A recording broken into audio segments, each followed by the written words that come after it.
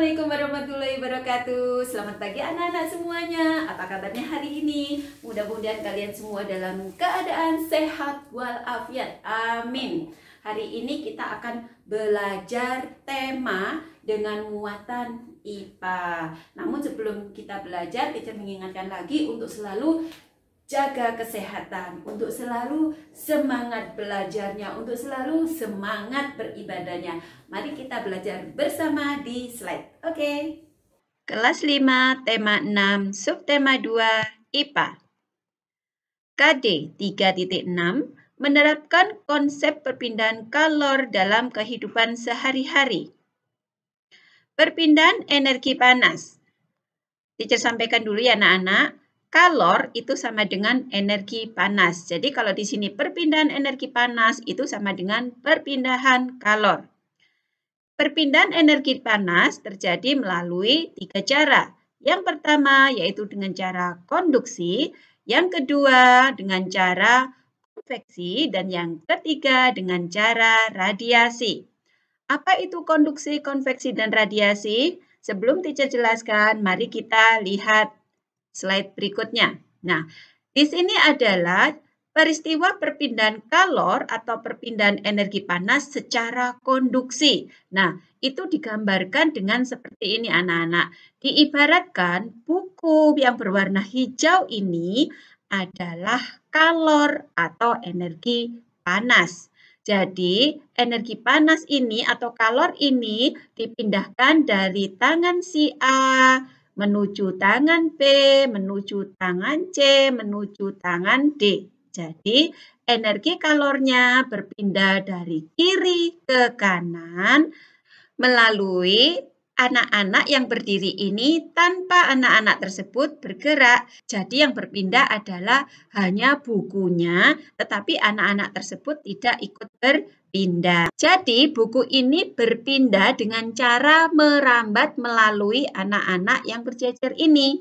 Peristiwa perpindahan kalor secara konduksi contohnya, itu tadi gambarannya, sekarang contohnya. Contohnya di sini, pada gambar 1 diperlihatkan sebuah gelas yang dituangi dengan air panas.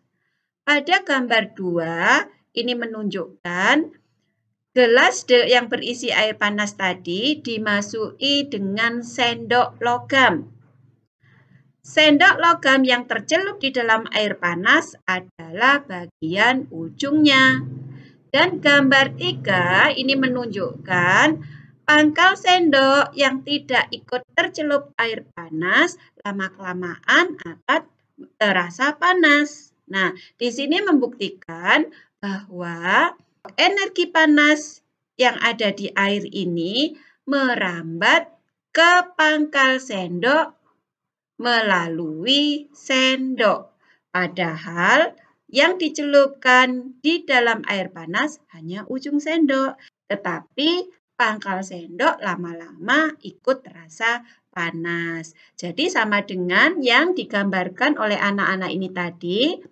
Buku ini diibaratkan kalor atau energi panas bisa berpindah dari kiri ke kanan tanpa anak-anak yang berdiri ini ikut berpindah. Jadi anak-anak ini tidak ikut berpindah, tetapi bukunya berpindah. Nah, sekarang di sini, panas yang ada di ujung sendok ini berpindah atau merambat menuju pangkal sendok tanpa sendoknya dibalik.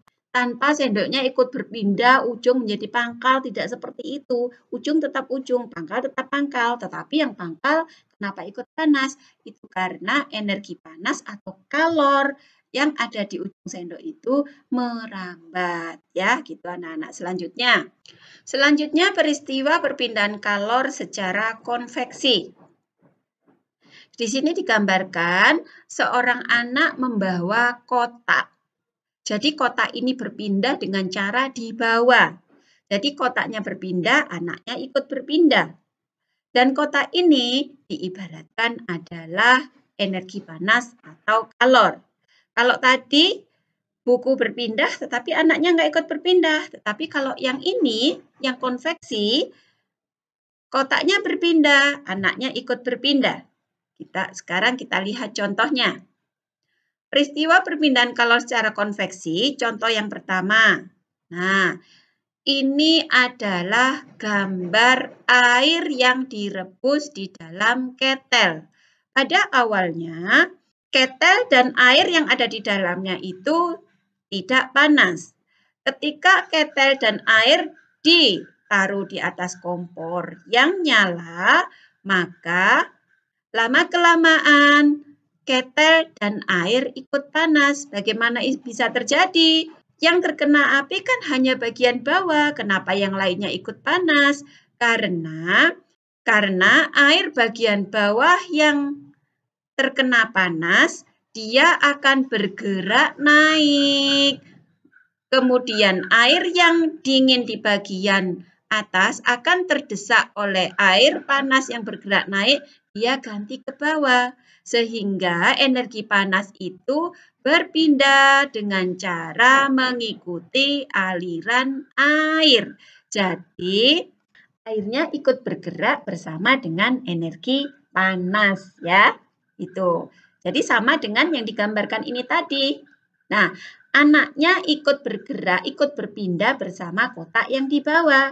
Nah, ini airnya ikut berpindah bersama energi panas yang di bawah. Gitu ya anak-anak.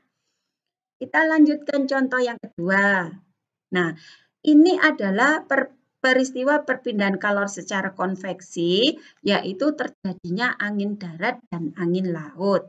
Pada malam hari, daratan dapat cepat melepaskan panas daripada lautan. Akibatnya, tekanan udara di daratan lebih tinggi dibanding di laut. Perbedaan tekanan udara ini menyebabkan udara bergerak dari darat ke laut. Angin darat dimanfaatkan nelayan untuk melaut. Jadi, energi panas itu bergerak dari yang bertekanan tinggi menuju ke tekanan yang lebih rendah. Kita kembali dulu ke contoh pertama ya anak-anak. Nah, seperti ini. Air panas yang dibawa akan bergerak menuju ke tempat yang lebih rendah suhunya, yaitu ke atas. Kemudian dia akan mendesak air yang ada di atas untuk turun ke bawah karena tempatnya ditempati oleh air yang sudah membawa energi panas itu tadi, sehingga lama-kelamaan air ini akan mendidih seperti bergelembung-gelembung itu.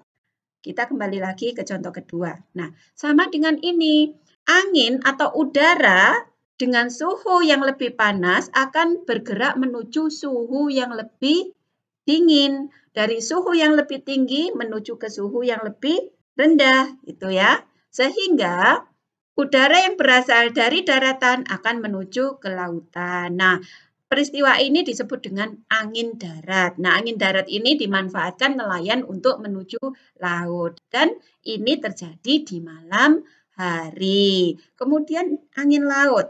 Pada siang hari, daratan lebih cepat menerima panas sehingga udara menjadi panas, lalu memuai dan bertekanan lebih rendah daripada lautan. Jadi kalau siang di daratan itu suhunya lebih rendah daripada di lautan. Perbedaan tekanan ini menyebabkan bertiupnya angin dari laut ke darat.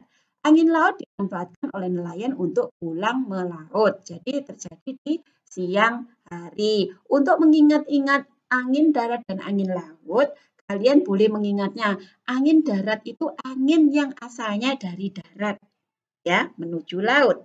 Sedangkan angin laut adalah angin yang asalnya dari laut menuju darat. Itu ya anak-anak. Kita lanjutkan. Peristiwa perpindahan kalor secara radiasi. Ini adalah gambar matahari. Dan matahari memiliki dua energi, yaitu energi panas dan energi cahaya. Nah, kita yang ada di bumi ini sangat jauh sekali dari matahari, tetapi kita bisa merasakan panasnya matahari. Kenapa demikian? Karena energi panas matahari itu bisa sampai ke bumi tanpa ada yang membawanya, ya. Loh, teacher kan ada udara, berarti bisa terbawa udara dong. Memang ada udara ketika berada di dalam atmosfer. Sedangkan di luar atmosfer kan tidak ada udara. di sana adalah ruang hampa udara, tetapi matahari masih tetap bisa sampai ke bumi. Nah, itu menunjukkan bahwa energi panas matahari bisa sampai ke bumi tanpa ada yang membawa. Contohnya, peristiwa perpindahan kalor secara radiasi, contohnya yang pertama, kalian bisa membuktikan ketika kalian membuat api unggun. Terus kamu dekat dengan api unggun itu, walaupun tidak menyentuh apinya, tapi kalian pasti akan bisa merasakan panasnya. Nah, merambatnya panas api unggun itu tadi sampai ke badan kalian, itu terjadi secara radiasi. Contoh berikutnya. Nah, ketika siang hari, matahari bersinar dengan terik.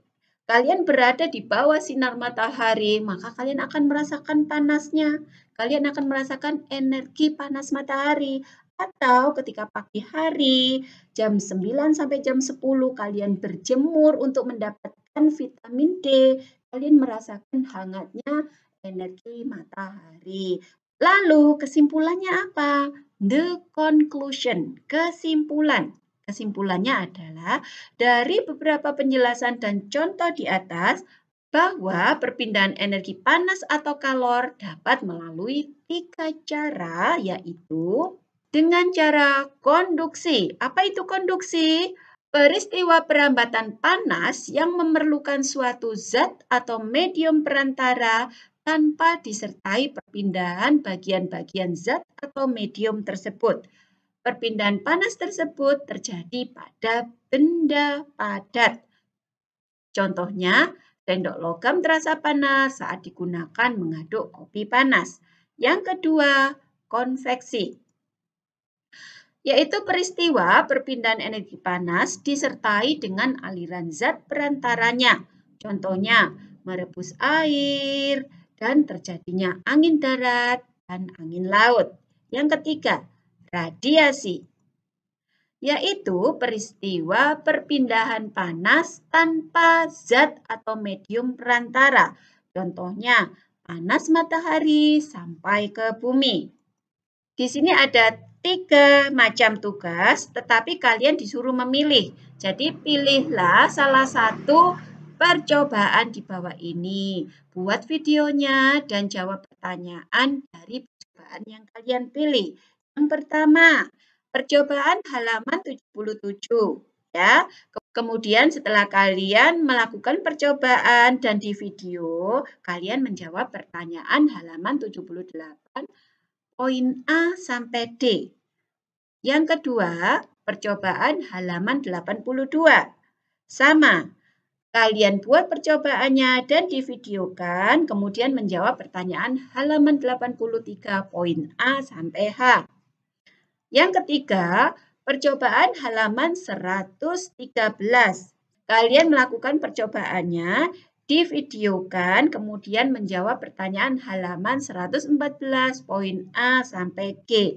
Dan untuk melakukan percobaan ini kalian boleh dibantu oleh ayah, bunda, kakak, ya, boleh dibantu. Nah, anak-anakku sekalian, setelah kalian videokan, maka kirimkan video dan jawaban dari pertanyaannya tadi ke WA Teacher Dika, ya. Selamat belajar anak-anak, selamat melakukan percobaan, mudah-mudahan menyenangkan dan mudah-mudahan kalian paham dengan penjelasan teacher. Jika ada yang kurang jelas, kalian boleh tanya ke WA Teacher, boleh japri ya. Demikian dari teacher, terima kasih atas perhatiannya. Wassalamualaikum warahmatullahi wabarakatuh.